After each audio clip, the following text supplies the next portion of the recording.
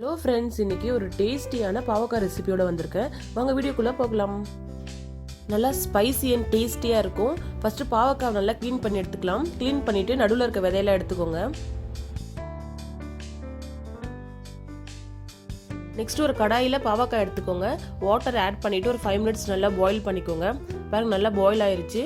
கொஞ்சம் நேரம் ஆறட்டும். நெக்ஸ்ட்டு ஸ்டஃபுக்கு ரெடி பண்ணலாம். ஒரு கடாயில் வேர்க்கடலை கடலைப்பருப்பு நல்லா வறுத்து பொடி பண்ணி வச்சுக்கோங்க. நெக்ஸ்ட்டு கடாயில் கொஞ்சமாக எண்ணெய் விட்டு ஜீரகம், வெங்காயம், நம்ம ரெடி பண்ணி வச்ச வேர்க்கடலை பவுடர், காந்தா மசாலா ஆட் பண்ணி நல்லா மிக்ஸ் பண்ணுங்கள். இந்த மசாலா பாக்கெட்டில் இஞ்சி, பூண்டு, வெங்காயம், ரெட் சில்லி பவுடர், மிளகு, சோம்பு, சீரகம் எல்லாமே இருக்கும்.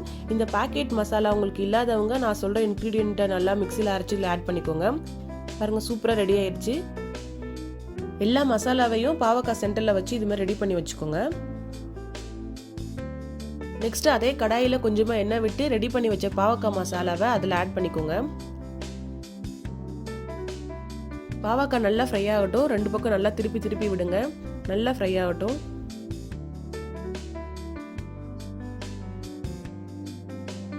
ஆல்ரெடி பாவக்காய் நம்ம பாயில் பண்ணி வச்சிருக்கனால சீக்கிரமாக குக் ஆயிரும். பாருங்க, எவ்வளோ சூப்பராக ரெடி ஆயிடுச்சு.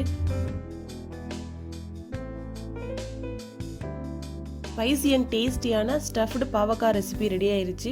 நீங்களும் உங்கள் வீட்டில் கண்டிப்பாக ட்ரை பண்ணி பாருங்கள். கண்டிப்பாக பிடிக்கும். உங்களுக்கு பிடிச்சிருந்தா உங்கள் ஃப்ரெண்ட்ஸ்க்கும் ஷேர் பண்ணுங்கள். இது மாதிரி டேஸ்டியான ரெசிபிக்கு என்னோட சேனலை ஃபாலோ பண்ணுங்கள். ஃபர்ஸ்ட் டைம் பார்த்தீங்கன்னா சப்ஸ்கிரைப் பண்ணுங்கள். தேங்க்யூ ஃபார் வாட்சிங். இன்னொரு வீடியோவில் பார்க்கலாம்.